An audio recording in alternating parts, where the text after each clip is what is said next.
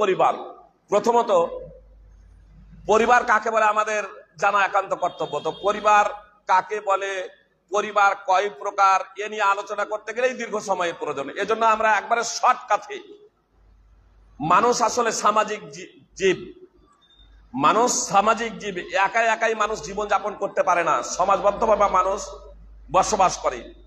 এজন্য পরিবারের ব্যাখ্যা এবং পরিবারের বিভক্তকরণ করতে গিয়েও অনেকেই অনেকভাবে তাকে সংজ্ঞায়িত করেছেন।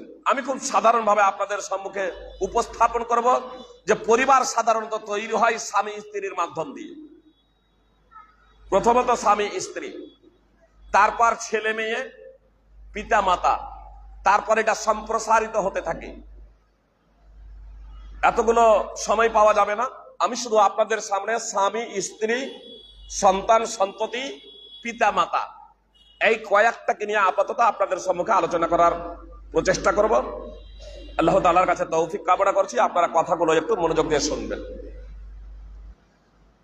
আল্লাহ তাআলা আদম আলাইহিস সালামকে সর্বপ্রথম সৃষ্টি করেছেন আমাদের আদি পিতা। পৃথিবীতে আজ প্রায় যে 800 কোটি মানুষ, তো এদের সকলের আদি পিতা হলেন আদম আলাইহিস সালাম এবং আদি মাতা হলেন হাওয়া। তো আল্লাহ তাআলা আদম এবং হাওয়া প্রসঙ্গে বলতে গিয়ে বলেছেন, হুয়াল্লাযী খালাকাকুম মিন নাফসিন ওয়াহিদা ওয়া জাআলা মিনহা যাওজাহা লিয়াসকুনা ইলাইহা। আল্লাহ তাআলা হলেন তিনি যিনি তোমাদেরকে এক জান থেকে, একটা সত্তা থেকে, একটা জীবন থেকে, একজন ব্যক্তি থেকে তোমাদেরকে সৃষ্টি করেছেন। তার থেকে তার অর্ধাঙ্গিনী সৃষ্টি করেছেন। কেন সৃষ্টি করলেন অর্ধাঙ্গিনী? কেন সৃষ্টি করলেন তার জোড়া? আল্লাহ তাআলা তার কারণ উল্লেখ করেছেন, লিয়াসকুনা ইলাইহা, যাতে তিনি তার কাছে প্রশান্তি লাভ করেন, যাতে স্বামী এবং স্ত্রী একে অপরের মাধ্যমে প্রশান্তি লাভ করে।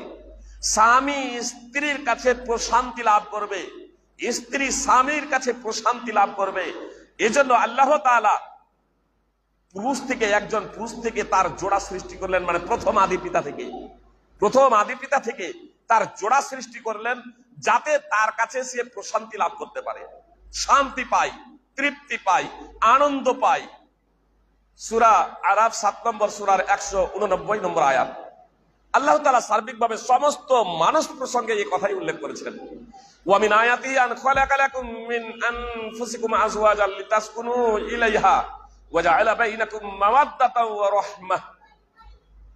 আর তার নিদর্শনাবলীর মধ্যে রয়েছে যে তিনি তোমাদের জন্য তোমাদের থেকে স্ত্রীদের সৃষ্টি করেছেন, যাতে তোমরা তাদের কাছে প্রশান্তি পাও, আর তিনি তোমাদের মধ্যে ভালোবাসা ও দয়া সৃষ্টি করেছেন। সূরা রুম 30 নম্বর সূরার 21 নম্বর আয়াতে আল্লাহ তাআলা স্পষ্টভাবে বললেন যে পুরুষ এবং মহিলা, পুরুষদের মধ্য থেকেই আল্লাহ তাআলা মানব জাতিকে বলছেন, তোমাদের মধ্যে থেকেই তোমাদের জোড়া সৃষ্টি করেছি, তোমাদের মধ্য থেকেই তোমাদের জোড়া সৃষ্টি করেছি।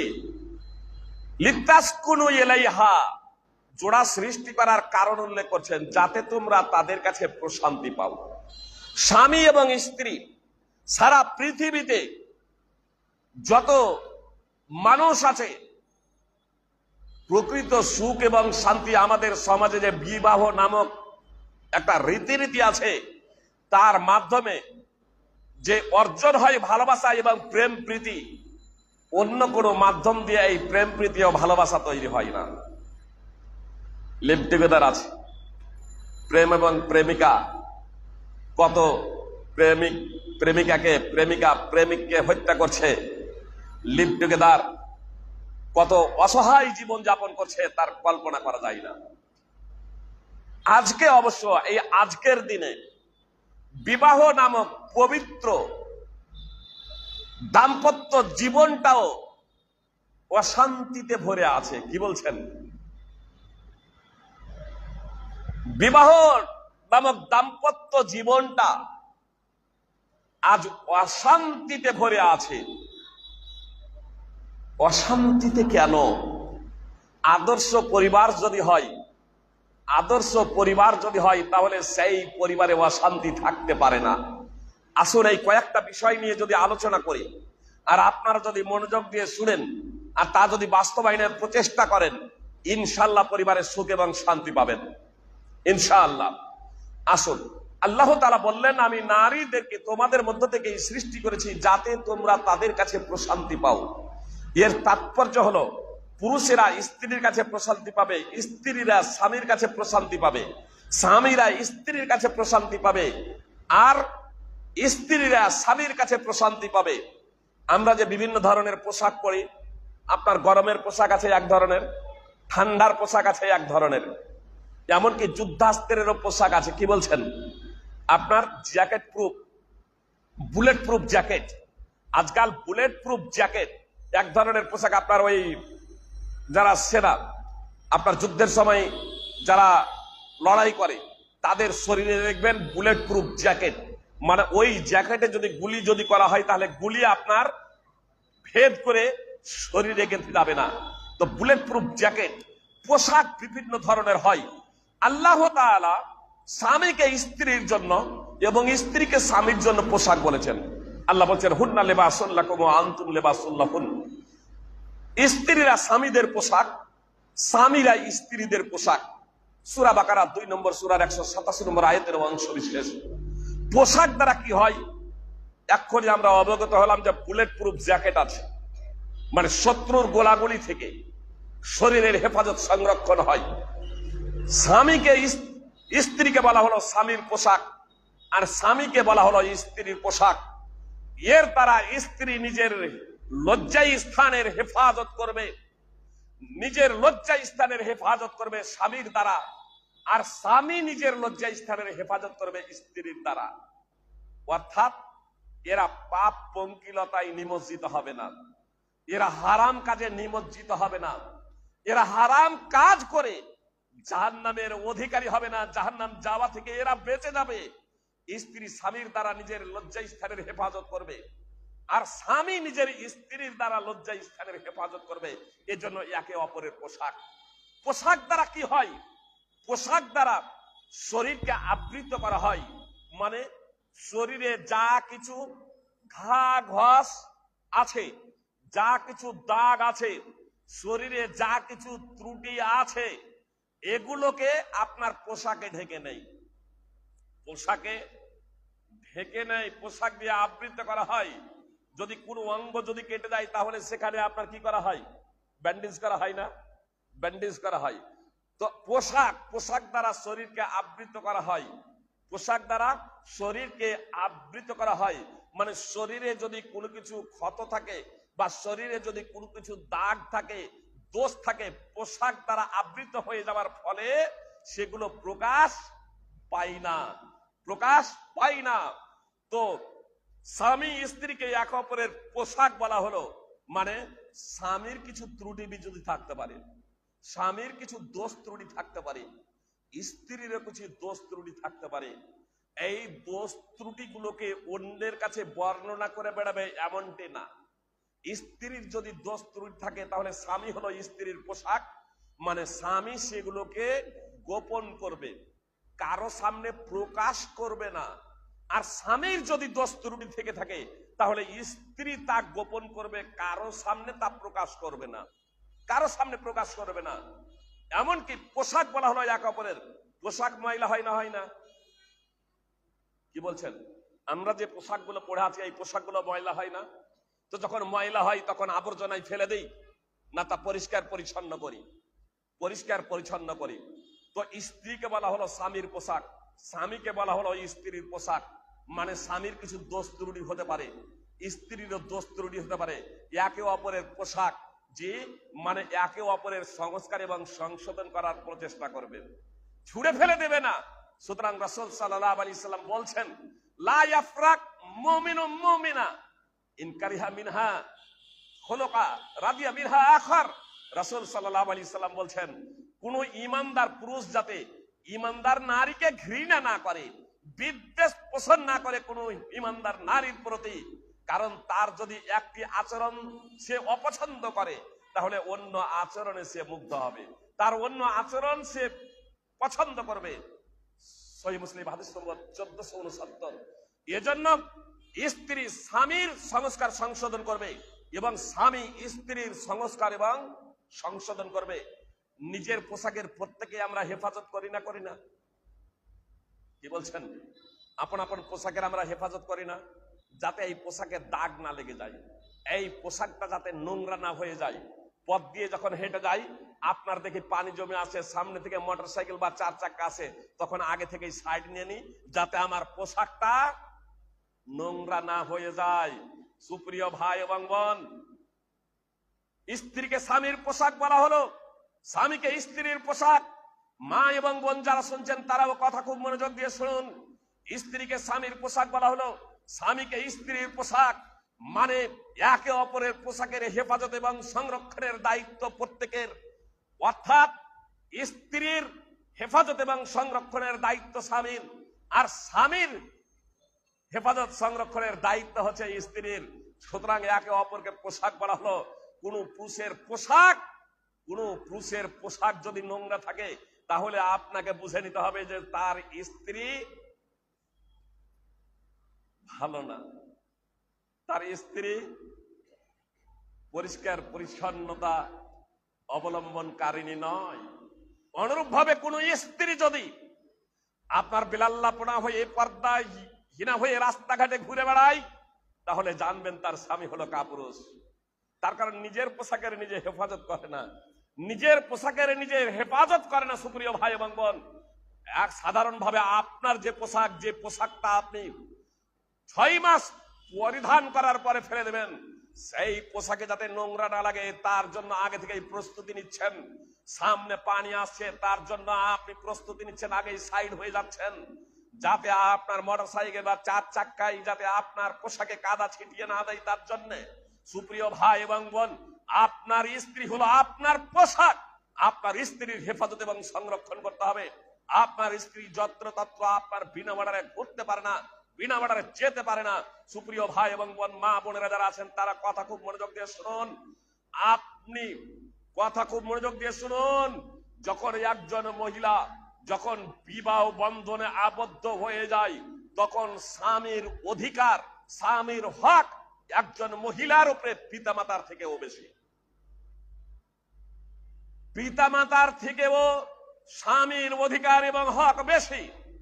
নবী সাল্লাল্লাহু আলাইহি সাল্লাম বলেছেন, কোন পুরুষের শরীরে যদি ক্ষত থেকে থাকে, কোন পুরুষের শরীরে যদি ঘা থেকে থাকে, জি ঘা আছে, পুঁজ বের হচ্ছে কোন পুরুষের, আর তার স্ত্রী সেই ঘা যদি চুষে পরিষ্কার করে, নবী সাল্লাল্লাহু আলাইহি সাল্লাম বলছেন, তাহলেও সেই স্ত্রী তার স্বামীর অধিকার আদায় করতে পারে না। মা আদ্দাত হাক্কা, নিজের স্বামীর, মা আদ্দাত হাক্কা জাওজিহা, নিজের স্বামীর অধিকার সে আদায় করতে পারে না। ইমাম বাইহাকির আস-সুনানুল কুবরা হাদিস নম্বর 14707। ঘা চুষতে হবে এমনটি না, রাসূল সাল্লাল্লাহু আলাইহি সাল্লাম দৃষ্টান্ত দিচ্ছেন যে একজন স্বামীর একজন স্ত্রীর উপরে অধিকার এবং হক কতটা। হুসেন বিন মেহসান রাদিয়াল্লাহু তাআলা আনহু সূত্রে বর্ণিত, রাসূল সাল্লাল্লাহু আলাইহি সাল্লাম তাকে বললেন, তুমি কি বিবাহিতা? সে বলল, জি আল্লাহ রাসূল, আমি বিবাহিতা। আল্লাহ রাসূল সাল্লাল্লাহু আলাইহি সাল্লাম বললেন, তোমার স্বামীর সাথে তোমার আচরণ কেমন? সে বলে, আল্লাহ রাসূল, আমি যথাসাধ্য স্বামীর সাথে সৎ ব্যবহার করার প্রচেষ্টা করি।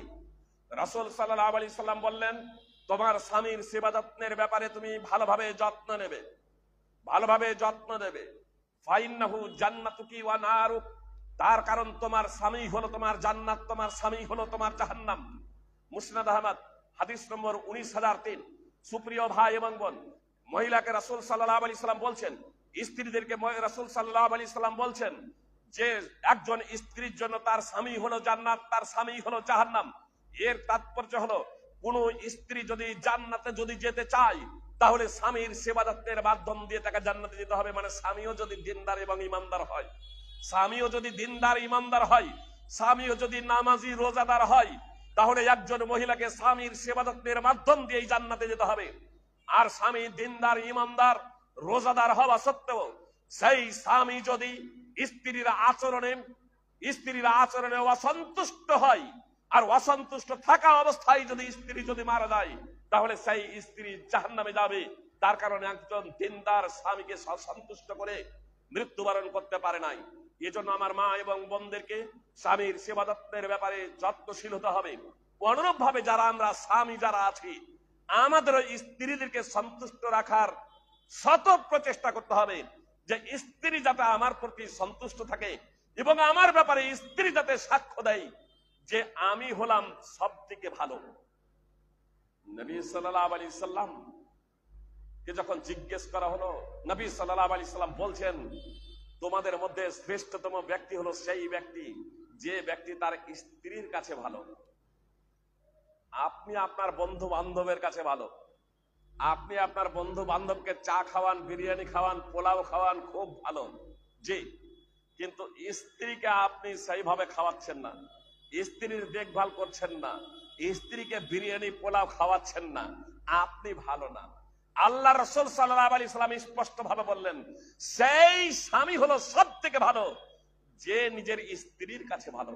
এজন্য রাসূলুল্লাহ সাল্লাল্লাহু আলাইহি সাল্লাম বলেছেন, যখন তুমি খাবে তখন স্ত্রীদের খাওয়াবে। আতিমুহুন্না মিম্মা তাকুলুন, তোমরা যা খাবে তা থেকে স্ত্রীদের খাওয়াবে। তুমি বাইরে গিয়ে বন্ধু বান্ধবের সাথে শুধু পোলাও আর বিরিয়ানি খাও, আর স্ত্রীর জন্য কচু আর ডাল ভাত। আরে স্ত্রীর জন্য রাসূল সাল্লাল্লাহু আলাইহি ওয়াসাল্লামের ভাষাটা দেখুন, আতিমুহুন্না মিম্মা তাকুলুন, তোমরা যা খাবে তা থেকে খাওয়াও। আরে স্ত্রীকে সেই পোলাও এবং বিরিয়ানি খাওয়ান, ইনশাআল্লাহ দেখবেন যে স্ত্রীর সাথে আপনার প্রেম প্রীতি এবং ভালোবাসা মোহাম্মত কিভাবে সৃষ্টি হয়। আল্লাহ রাসূল সাল্লাল্লাহু আলাইহি সাল্লাম বলছেন, ওয়াকসুহুন্না মিম্মা তাকতাসুন, তোমরা যা পরিধান করবে তা স্ত্রীদের পরিধান করাও। সুনানে আবি দাউদ হাদিস নম্বর 2144, মুসলিম নামাজ বিভিন্ন হাদিস গ্রন্থে হাদিস রয়েছে। সুপ্রিয় ভাই এবং বোন, অর্থাৎ আপনি যে ভালো মানের কাপড় পরিধান করছেন, আপনি স্ত্রীর জন্য ভালো মানের কাপড় কিনেন, দেখবেন আপনার প্রতি আপনার স্ত্রীর মায়া মোহাব্বত প্রেম প্রীতি ভালোবাসা বৃদ্ধি হবে ইনশাআল্লাহ। ফল কথা, স্বামী এবং স্ত্রীর দাম্পত্য জীবন যতক্ষণ পর্যন্ত সুখময় না হচ্ছে, একটা আদর্শ পরিবার গঠন হতে পারে না। আর এটা আপনার তখনই সম্ভব যখন স্বামী এবং স্ত্রী এক অপরের অধিকার সম্পর্কে সচেতন হয়ে এক অপরের অধিকার আদায় করতে সচেষ্ট হবে। স্ত্রীর উপরে যেমন স্বামীর অধিকার আছে, স্বামীর উপরে স্ত্রীর অধিকার আছে। আল্লাহ তাআলা বলেন, ওয়ালাহুন্না মিসলুল্লাযী আলাইহিন্না বিল মা'রুফ, নারীদের জন্য অর্থাৎ স্ত্রীদের জন্য তাদের মতোই অধিকার রয়েছে তাদের উপরে। স্ত্রীদের জন্য পুরুষদের মতোই অধিকার রয়েছে, যেমন নারীদের উপরে পুরুষদের অধিকার রয়েছে। বিধি মোতাবেক ইনসাফের সহিত নেই সঙ্গত ভাবে, অর্থাৎ যেমন পুরুষদের স্ত্রীর উপরে অধিকার আছে, আল্লাহ বলছেন যে স্ত্রীদেরও স্বামীদের উপরে অধিকার আছে। ওয়ালির রিজালে আলাইহিন্না, তবে স্বামীদের জন্য একটু বেশি মর্যাদা রয়েছে। সূরা বাকারা 2 নম্বর সূরা 228 নম্বর আয়াত। আর স্বামীদের জন্য বেশি মর্যাদা থাকার কারণ হিসেবে আল্লাহ তাআলা সূরা নিসা 4 নম্বর সূরায় আল্লাহ তাআলা স্পষ্ট ভাবে বলেছেন, আর রিজালু কাওয়ামুনা আলান নিসা বিমা ফাদাল্লাহু বাদাহুম আলা বাদি ওয়া বিমা আনফাকু মিন আমওয়ালিহিম। এটা এজন্যই যে আল্লাহ তাআলা কাউকে, আল্লাহ যে পুরুষ নারীদের উপরে পুরুষদেরকে কর্তৃত্ব দিয়েছেন, প্রাধান্য দিয়েছেন, এর কারণ হলো যে আল্লাহ কাউকে কারো উপরে প্রাধান্য দিয়েছেন এবং পুরুষেরা নিজেদের সম্পদ খরচ করে স্ত্রীদের জন্য, স্বামীরা স্ত্রীর জন্য নিজেদের সম্পদ খরচ করে। সুপ্রিয় ভাই এবং বোন, স্বামীর ভরণ পোষণের দায়িত্ব স্ত্রীর নয়, কিন্তু স্ত্রীর ভরণ পোষণের দায়িত্ব হচ্ছে স্বামীর। স্ত্রী সন্তান সন্ততির ভরণ পোষণের দায়িত্ব হচ্ছে স্বামীর। অতএব স্বামী যেখানে সেখানে আড্ডা মারতে পারে না। সুপ্রিয় ভাই এবং বোন, তাকে রুজি উপার্জনের জন্য, রোজগারের জন্য প্রচেষ্টা করতে হবে বৈধ পন্থায়। সময় নেই সেই প্রসঙ্গে আলোচনা করার। আমি শুধু আপনাদের এতটুকু বলতে চাই যে দাম্পত্য জীবন সুখময় এবং আদর্শনীয় ততক্ষণ পর্যন্ত হতে পারে না যতক্ষণ না স্বামী স্ত্রী এক অপরের অধিকার আদায় করবে। এই জন্য স্বামী স্ত্রীকে এক অপরের অধিকার আদায় করার ব্যাপারে সচেতন থাকতে হবে। আল্লাহ তাআলা আমাদের উভয়কে এক অপরের অধিকার আদায় করার তৌফিক দান করেন, আমিন। সুপ্রিয় ভাই এবং বোন, সময় নেই, এজন্য বিস্তারিত আলোচনাও করতে পারছি না। শুধু আপনাদের এতটুকু বলি, আমরা যে জুতা পরি, আমরা যে চপ্পল পরি, চপ্পল জুতা মোজা থেকে নিয়ে কাপড়, আমরা প্রত্যেকেই তা পছন্দ করি না আমার মা এবং বোনেদের জন্য সেই কাপড় জুতা নিয়ে যাই না একটা কিনে নিয়ে চলে যায় এমনটি না, দুটা চারটা, প্রয়োজনে দুবার তিনবার করে মার্কেটে যায়। আর আজকাল তো অনেকে স্ত্রীদেরকে নিয়েই, মেয়েদেরকে নিয়েই মার্কেটে যাচ্ছেন যে তারা পছন্দ করবে। তো যে জুতাটা, যে চপ্পলটা 6 মাস ব্যবহার করার পরে ফেলে দিবে, সেটা যদি তারা নিজেরা পছন্দ করে, তো যে পোশাকটা আজীবন দাম্পত্য জীবন, যে পোশাকটা আজীবন দাম্পত্য জীবন হিসেবে ব্যবহৃত হবে, অর্থাৎ স্বামী এবং স্ত্রী, তো স্বামী স্ত্রীকে দেখবে না, স্ত্রীকে স্বামী দেখবে না। মুগিরা বিন শুবা রাদিয়াল্লাহু তাআলা আনহু যখন একজন মহিলাকে বিবাহের প্রস্তাব দেন, নবী সাল্লাল্লাহু আলাইহি সাল্লাম তাকে বলেন, উনজুর ইলাইহা, যাকে তুমি বিবাহের প্রস্তাব দিয়েছো সেই মহিলাকে তুমি এক নজর দেখে নাও। ফাইনাহু আহরা আই ইউদামা বাইনাকুমা, তার কারণ দেখে নেওয়াটা তোমাদের উভয়ের মাঝে ভালোবাসার সৃষ্টি করবে। দেখে নেওয়াটা তোমাদের উভয়ের মাঝে ভালোবাসার সৃষ্টি করবে। সুনানে তিরমিজি হাদিস নম্বর 1087, সুনানে ইবনে মাজাহ এবং বিভিন্ন হাদিস গ্রন্থে হাদিস রয়েছে, রাসূল সাল্লাল্লাহু আলাইহি সাল্লাম স্পষ্টভাবে বলছেন দেখে নেওয়ার জন্য। বিদ্বানগণ বলেছেন, যদি একজন ছেলে একজন মেয়েকে দেখে পছন্দ করার পরে বিবাহ করে, তাহলে উভয়ের ভালোবাসা স্থায়িত্ব লাভ করে, উভয়ের ভালোবাসা স্থায়িত্ব লাভ করে। স্বাভাবিকভাবেই আপনি যে পোশাকটা নিজে চয়েস করেছেন, আপনি যে পোশাকটা নিজে পছন্দ করেছেন, সেই পোশাকটা আপনি কি ভালোভাবে পরবেন না? সেই পোশাক পরতে গিয়ে আপনার মনে একটা আলাদা তৃপ্তি আসবে, আনন্দ আসবে। আর অন্য কেউ আপনাকে পছন্দ করে একটা পোশাক দিয়ে দিয়েছে, আপনি পরছেন, কিন্তু আপনার মনে তৃপ্তি আসে না, আনন্দ আসে না। কেউ যখন বন্ধু বান্ধব বলে, আরে কি ব্যাপার এই পোশাকটা, আরে বলিস না আর ভাই, পোশাকটা আমার পছন্দ না, এখন করবো কি, নিয়ে নিয়েছে কোন রকম ভাবে ছিঁড়ে, তো যে মনে কোনোদিন তৃপ্তি পাবে না। সুপ্রিয় ভাই এবং বোন, এজন্য স্বামী, একজন বর, একজন পাত্র একজন মেয়েকে দেখবে, আর পাত্রিক গুণাবলী সম্পর্কে তুমি সন্তুষ্ট, তখন ফাযাব্বিজুহু, সেই ছেলের সাথে বিবাহ দিয়ে দাও। ইল্লা তাফআলু তাকুন ফিতনাতুন ফিল আরদি ওয়া ফাসাদুন আযীম। আর এই ধরনের ভালো ছেলের সাথে, দিনদার পরহেজগার ছেলের সাথে যদি বিবাহ যদি না দাও, তাহলে পৃথিবীতে মহা বিপর্যয় দেখা দেবে, ফিতনা ফাসাদ সৃষ্টি হবে। সুপ্রিয় ভাই এবং বোন, অনেক সময় আপনার পাত্রীর জন্য, অনেক সময় মেয়ের জন্য ভালো পাত্র আসছে, কিন্তু তুলনামূলক গরিব। ভালো পাত্র আসছে, চাকরিজীবী নয়, অবস্থা আছে কিন্তু চাকরিজীবী নয়, এজন্য আর বিয়ে দিচ্ছে না। এই চাকরিজীবী পাত্র খুঁজতে খুঁজতে মেয়ের বয়স প্রায় 30-35 হয়ে গেছে। একদিন হঠাৎ দেখছে যে মেয়ে আর বাড়িতে নেই। পরে যখন ঘুম থেকে উঠছে দেখছে আর মেয়ে বাড়িতে নেই, জানতে পারলো একটা ছেলের সাথে সে পালিয়ে গেছে। তখন এবার বাপ বলছে, আমি মেয়েটাকে পরিত্যাজ্য করলাম। যে দোষটা মেয়ের না, দোষটা আমার এবং আপনার, দোষটা আমার এবং আপনার। সুপ্রিয় ভাই এবং বোন, রাসূল সাল্লাল্লাহু আলাইহি সাল্লামের ভাষাটা দেখুন।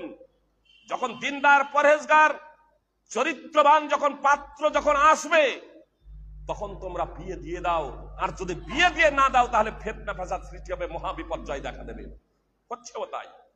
অনেক পরিবার আছে যারা শেষ পর্যন্ত, অনেক পিতা আত্মহত্যা করেছে মেয়ের জন্য, যে মেয়ে বাপকে বাপ বলে গণ্য করলো না। তো তোমার হুঁশ নেই যে মেয়ের বয়স 30-40 বছর হয়ে যাচ্ছে, বিয়ে দিতে হবে মেয়ের? সুপ্রিয় ভাই এবং বোন, রিস্কের মালিক স্বয়ং আল্লাহ। যে অনেক চাকরিজীবী, বিশেষ করে আমাদের এই 21শ শতাব্দীতে, বিশেষ করে ইদানিং অনেক বাপ মার মেয়েকে ছাড়িয়েও নিতে পারছে না, কিন্তু আফসোস করেও তাদের আর জীবন শেষ হয় না, সময় পার হয় না। যে চাকরি দেখে বিয়ে দিয়ে দিয়েছে, একে বলছে চাকরি ক্যান্সেল, ডুপ্লিকেট করে চাকরি। সন্তান সন্ততি হয়ে গেছে, মেয়েকে আর ছাড়িয়ে নিতে পারে না, আর আফসোস করেও যায় না। সুপ্রিয় ভাই এবং বোন, রিস্কের মালিক আল্লাহ। অনেক অসহায় গরিবকে আল্লাহ তাআলা সমুন্নত করতে পারেন, ধন সম্পদ দান করতে পারেন, আবার অনেক কোটিপতিকে আল্লাহ তাআলা মুহূর্তের মধ্যে ফকির বানিয়ে দিতে পারেন। এজন্য সদা সর্বদা সৎ পাত্র এবং সৎ নারী পাত্রী চয়ন করার জন্য আমরা প্রচেষ্টা করবো ইনশাআল্লাহ। তার কারণ স্বামী এবং স্ত্রীকে একে অপরের পোশাক বলা হয়েছে। ছেলে এবং মেয়ে, ছেলে এবং মেয়ে, একদম খুবই সংক্ষেপে বলছি। ছেলে এবং মেয়েকে, ছেলে এবং মেয়ের আচার আচরণে, ছেলে এবং মেয়ের ব্যবহারে, পিতা মাতার আচার আচরণ ব্যবহার, দেখা দেখি এবং কথাবার্তার মাধ্যমে অনেকগুলো সঞ্চারিত হয়। বাপ যদি বেয়াদব যদি হয় তাহলে ছেলে মেয়ে তো হবেই। বাপ মা যদি বেয়াদব যদি হয় তাহলে ছেলে মেয়ে তো হবেই। এজন্য বাপ মাকে আদর্শনীয় হতে হবে। এমন কোনো কথা বলা যাবে না, এমন কোনো আচার আচরণ করা যাবে না ছেলে মেয়ের সম্মুখে যা শরীয়তের পরিপন্থী। রাসূল সাল্লাল্লাহু আলাইহি সাল্লাম বলেছেন, কুল্লু মাউলুদিন ইউলাদু আলাল ফিতরা ফাআবাহু ইহাব্বিদানিহি ওয়া নাসরানিহি আও বিলজিসারি। প্রত্যেকটা শিশু ফিতরাতের উপরে জন্মগ্রহণ করে, অতঃপর তার পিতামাতা তাকে ইহুদি বানায় অথবা খ্রিস্টান বানায় অথবা অগ্নি পূজক বানায়। কোন বর্ণনায় আছে আবিশারিকানিহি অথবা মুশরিক বানায়। তাহলে পিতামাতার ভূমিকা কত দেখুন। ছেলেকে মানুষ করার ব্যাপারে মা বাবা যদি মুশরিক হয় ছেলে মেয়েকে মুশরিক বানিয়ে দেয়, মা বাবা ইহুদি হলে ছেলে মেয়েকে ইহুদি বানিয়ে দেয়, মা বাবা খ্রিস্টান হলে ছেলে মেয়েকে খ্রিস্টান বানিয়ে দেয়, মা বাবা অগ্নি পূজক হলে মা বাবা ছেলে মেয়েকে অগ্নি পূজক বানিয়ে দেয়। সাধারণ ভাবেই দেখছেন না, ব্যতিক্রম আছে সেটা স্বতন্ত্র ব্যাপার। তাহলে আমাদের সমাজেও দেখছেন না, কর্মক্ষেত্রে রাজমিস্ত্রি ছেলে রাজমিস্ত্রি, যে কুম্ভকারের ছেলে কুম্ভকার, নাপিতের ছেলে নাপিত, মেথরের ছেলে মেথর, মাস্টারের ছেলে মাস্টার, ডাক্তারের ছেলে ডাক্তার। ব্যতিক্রম আছে সেটা স্বতন্ত্র ব্যাপার। ব্যবসায়ী ছেলে ব্যবসায়ী।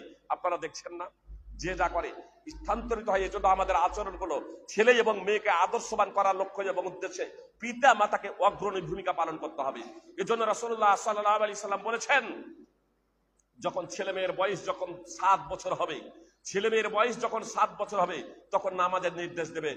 আর 10 বছর হয়ে যাওয়ার পরে কোন ছেলে মেয়ে যদি নামাজ না পড়ে তাহলে প্রহার করবে। সুনানে আবু দাউদ হাদিস নম্বর 495। আমার আপনার ঘরে ছেলে মেয়ে 10 বছর 15 বছর 20 বছর হয়ে যাচ্ছে আর তারপরে নামাজ পড়ে না, আমি যদি তাদেরকে নামাজ পড়াতে না পারি তাহলে বাপ হিসেবে আমি ব্যর্থ। সুপ্রিয় ভাই এবং বোন, আমাকে অবশ্যই এখানে গঠনমূলক ভূমিকা পালন করতে হবে। ছেলে এবং মেয়েকে প্রয়োজন হলে আদবের মার মারতে হবে। সাধারণ ভাবে আদবের মার প্রথমে আপনি মারবেন এমনটি না, তাদেরকে বিভিন্ন ভাবে বুঝান, তাদের আকীদা, তাদেরকে প্রথমত আকীদা শিক্ষা দেন, ইসলামের মূল আকীদা তাদের শিক্ষা দেন। আকীদার মাধ্যম দিয়ে তাদের মগজকে আল্লাহ তাআলার অনুগত বানিয়ে দিন, আল্লাহ তাআলার প্রতি দাস বানিয়ে দিন। দেখবেন তখন তার জন্য নামাজ এবং ইসলামী বিধিবিধান খুবই সহজ। এই জন্য পিতা মাতা তাদেরকেও নামাজি হতে হবে, আদর্শবান হতে হবে এবং ছেলে এবং মেয়েদেরকে তাদেরকে নামাজি বানানোর প্রচেষ্টা করতে হবে। ইনশাল্লাহ যদি ছেলে মেয়ে যদি আমরা আদর্শ বানানোর যদি প্রচেষ্টা করি আপনার শুরু থেকেই, তাহলে ইনশাল্লাহ এটা আমাদের সম্ভব। তখন আপনারা এই ছেলে মেয়েগুলো আদর্শবান হবে। তাহলে ছেলে মেয়েকে লালন পালনের জন্য আপনার মাদ্রাসা কোনো প্রতিষ্ঠানে স্কুলে দেওয়ার আগে আপনার যে বাড়িতে যে থাকে এই কচি অবস্থা শিশু অবস্থা, এই শিশু অবস্থা এবং কচি অবস্থার সময়টা হলো অতীব মূল্যবান। এই মূল্যবান সময়ে মায়ের কাছে বিশেষভাবে ছেলে এবং মেয়ে লালিত পালিত হয়। তার কারণ হলো পিতা অধিকাংশ সময় বাইরে থাকে। এজন্য মাকে আদর্শনীয় হতে হবে, মাকে সুশিক্ষিত হতে হবে, মাকে ইসলামী শিক্ষায় বিশেষ করে ইসলামের মৌলিক শিক্ষাগুলো সম্পর্কে অবশ্যই জ্ঞান রাখতে হবে। সেই শিক্ষা ছেলে এবং মেয়েদের মন মগজে ভরে দিতে হবে, হৃদয়ে তাদের গেঁথে দিতে হবে। কিন্তু আমাদের সমাজে যে হারাম কাজ চলছে, আজকাল মা এবং বোনেরা বিড়ি বাঁধতে গিয়ে না ছেলের সেবা করে, ছেলে মেয়ের সেবা করে, না ছেলে মেয়েকে সুশিক্ষা দেয়, না স্বামীর সেবা যত্ন করে। জি, এ পরিবারে সুখ এবং শান্তি আসতে পারে না, সুখ এবং শান্তি আসতে পারে না। এজন্য স্বামী এবং স্ত্রী এবং সন্তান সন্ততির ভরণ পোষণের দায়িত্ব যেহেতু হচ্ছে স্বামীর, এজন্য স্বামীকে গতিশীল হতে হবে, রোজগার করতে হবে স্বামীকে, আর স্ত্রী দেখভাল করবে, তত্ত্বাবধান করবে ছেলে এবং মেয়েদের, তাদের যথার্থভাবে লালন পালন করবে। এরপরে কয়েক মিনিটের জন্য পিতা মাতার বিষয়টা আপনাদের সম্মুখে উপস্থাপন করছি।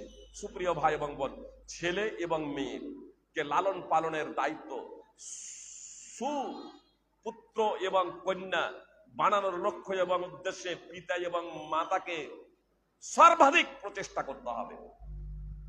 আমরা উচ্চ শিক্ষিত করার জন্য ছেলে এবং মেয়ের পিছনে আজকে লক্ষ লক্ষ টাকা খরচ করি।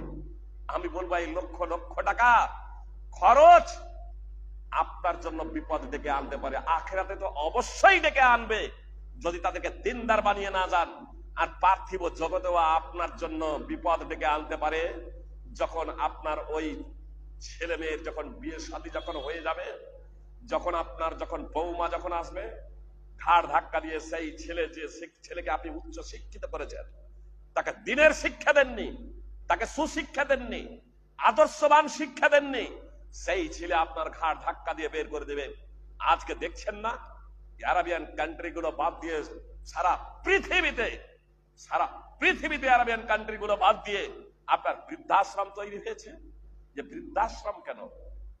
যে সমস্ত লোকেরা নিজেদের ছেলেদেরকে উচ্চ শিক্ষায় শিক্ষিত করছে, গরিব থেকে উচ্চ শিক্ষায় শিক্ষিত বাপ মায়ের ছেলেরাই বৃদ্ধাশ্রমে রেখে এসেছে। যে বাপকে নিজের বাপ বলতেও লজ্জাবোধ করে, সেই শিক্ষার কোন মূল্য আছে? সুপ্রিয় ভাই এবং বোন, পিতা এবং মাতার সন্তুষ্টি হলো আল্লাহ তাআলার সন্তুষ্টি। সময় যেহেতু নাই, সাধারণভাবে কয়েকটি কথা বলছি, মনোযোগ দিয়ে শুনবেন।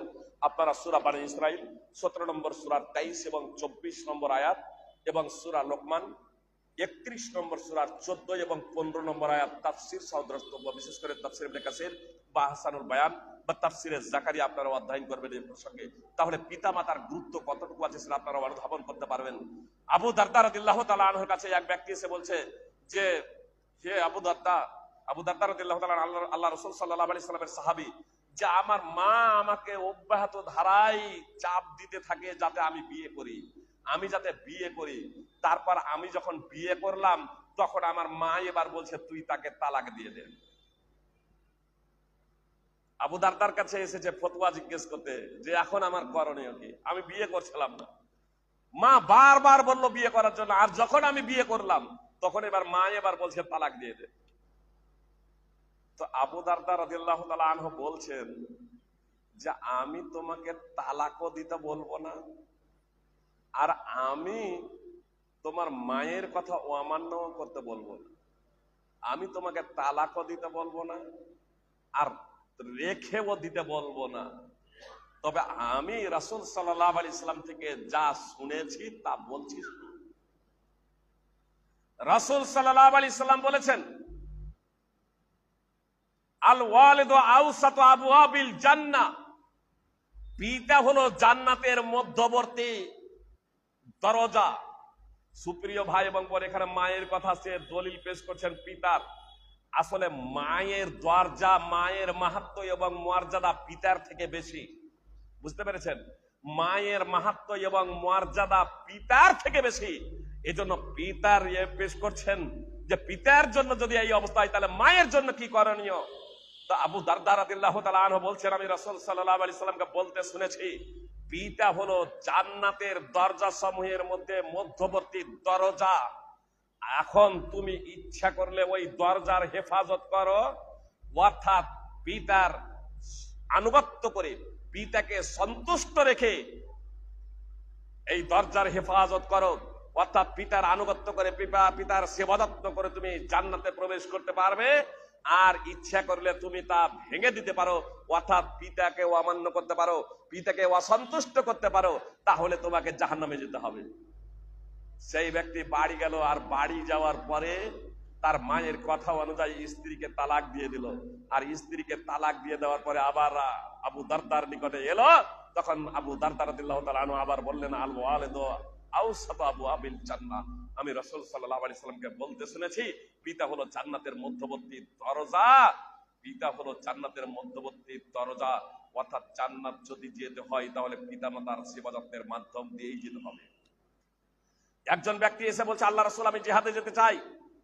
রাসূল সাল্লাল্লাহু আলাইহি সাল্লাম বললেন, তোমার কি পিতামাতা আছে? সে বলল আছে। রাসূল সাল্লাল্লাহু আলাইহি সাল্লাম বললেন, ফাফিহিমা ফাজাহিদ, তোমার যে পিতামাতা আছে তোমার পিতামাতার সেবা যত্নেই তুমি প্রচেষ্টা করো, তোমার পিতামাতাকে সন্তুষ্ট রাখার জন্য, তোমার পিতামাতার খিদমত এবং সেবা করার জন্য যথাসাধ্য প্রচেষ্টা করো। সহিহ বুখারী হাদিস নম্বর 5972। জেহাদ যদি ফারজে যদি কিফায়া যদি হয়, তাহলে সেই অবস্থাতে পিতামাতা থাকা অবস্থায় পিতামাতার অনুমতি ব্যতীত একজন ব্যক্তি জেহাদে যেতে পারে না। সুপ্রিয় ভাই এবং বোন, পিতামাতার সেবা করাটা হলো অগ্রাধিকার, পিতামাতার সেবা করাটা হলো অগ্রাধিকার। আর আজকে আমরা পিতামাতাকে কষ্ট দিয়ে থাকি। পিতামাতাকে কষ্ট দিয়ে জান্নাত যাওয়ার প্রশ্নই নাই। জাহিমা রাদিয়াল্লাহু তাআলা আনহু একদা রাসূল সাল্লাল্লাহু আলাইহি সাল্লামের কাছে এলেন এবং পরামর্শ চাইতে শুরু করলেন। আল্লাহ রাসূল, আমি জিহাদে যাওয়ার ইচ্ছা পোষণ করেছি, পরামর্শ নেওয়ার জন্য আমি আপনার কাছে এসেছি যে আমি জিহাদে যেতে চাই। তো রাসূল সাল্লাল্লাহু আলাইহি সাল্লাম বলছেন, হাল্লাকা মিন উম, তোমার মা আছে কি? তো সে বলল, আল্লাহ রাসূল, আমার মা তো আছে। আল্লাহ রাসূল সাল্লাল্লাহু আলাইহি সাল্লাম বললেন, ফালজামহা ফা ইন্নাল জান্নাতা তাহতা রিজলাইহা। তোমার মায়ের সেবা যত্নে তুমি লেগে থাকো, তার কারণ জান্নাত হলো তোমার মায়ের 2 পদতলের নিচে। সুনানে নাসাই হাদিস নম্বর 3104। জান্নাত হলো তোমার মায়ের 2 পদতলের নিচে। এর তাৎপর্য হলো জান্নাত যদি যেতে হয়, জান্নাত যদি যেতে চাই, তাহলে তোমার পিতামাতার তোমার আনুগত্য করতে হবে, তোমার পিতামাতার সেবা যত্ন করতে হবে। সুপ্রিয় ভাই এবং বোন, পিতা মাতা যদি মুশরিক হয়, পিতা মাতা যদি মুশরিক হয় আর পাপ কাজের নির্দেশ না করে, পিতা মাতা যদি মুশরিক হয় আর পাপ কাজের গুনহার কাজের যদি নির্দেশ না করে, তাহলে সেই পিতা মাতারও আনুগত্য করতে হবে। অবশ্য পাপ কাজের নির্দেশ প্রদান করলে তখন আনুগত্য করা যাবে না। সূরা লোকমান 31 নম্বর সূরার 15 নম্বর আয়াত, পিতা মাতা বা যে কেউ পাপ কাজের নির্দেশ দিবে তার আনুগত্য করা যাবে না। কিন্তু পিতা মাতার যতক্ষণ পর্যন্ত পাপ কাজের কোন নির্দেশ না দিচ্ছে, ততক্ষণ পর্যন্ত তার কথাকে যথাসাধ্য প্রচেষ্টা করতে হবে। সুপ্রিয় ভাই এবং বোন, পিতা মাতার সাথে এমন কোনো আচরণ করা যাবে না, পিতা মাতার সাথে এমন কোনো আচরণ করা যাবে না, পিতা মাতার সাথে এমন কোনো ব্যবহার করা যাবে না, পিতা মাতার সাথে এমন কোনো ব্যবহার করা যাবে না কথার দ্বারা, অঙ্গভঙ্গির দ্বারা, যাতে পিতা মাতা বিন্দু মাত্র দুঃখ এবং কষ্ট পাবে। সূরা বনী ইসরাইল 17 নম্বর সূরার 23 এবং 24 নম্বর আয়াত তাফসীর সহ দ্রষ্টব্য। এমন কোন কথা বলবেন না, এমন কোন আচরণ করবেন না যার মাধ্যমে পিতা মাতা দুঃখ পাবে, কষ্ট পাবে। সুপ্রিয় ভাই এবং বোন, এই এক অপরের অধিকার, আপনার স্বামী স্ত্রীর এক অপরের অধিকার, ছেলে মেয়ের পিতামাতার অধিকার এবং পিতামাতার ছেলে মেয়ের অধিকার, এই কয়েকটা যদি আমরা সার্বিকভাবে যদি মেনে চলতে পারি, ইনশাল্লাহ আমাদের পরিবারের শান্তি প্রতিষ্ঠিত হবে। ইনশাল্লাহ একটা পরিবার আদর্শ পরিবার হিসেবে পরিগণিত হবে। আদর্শ পরিবার হতে পারবে যখন এক অপরের অধিকার, পিতামাতার অধিকার, ছেলে মেয়ের অধিকার, স্বামী স্ত্রীর এক অপরের অধিকার সম্পর্কে